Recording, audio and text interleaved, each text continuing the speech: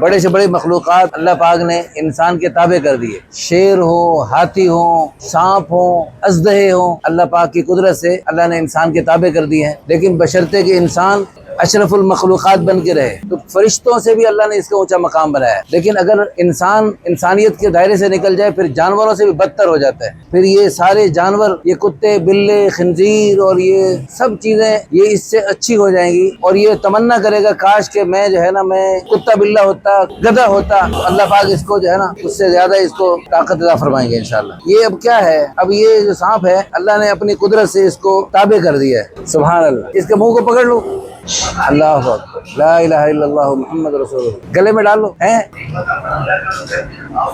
لیکن جو انسان اللہ کو راضی کر کے نہیں جائے گا، یہ چھوٹا سانپ ہے۔ بڑے بڑے سانپ قبر میں اس کو ڈسیں گے، وہ ایک سانپ دنیا میں آ جائے اور ایک پھنکار مار دے، قیامت تک پورے روئے زمین پر ایک گھاس کا تنکا نہیں ہوگا۔ اتنا خطرناک سانپ وہ جو ہے اللہ تعالیٰ اس کو قبر میں ڈسنے کے لیے چھوڑیں گے جو نماز نہیں پڑھتا۔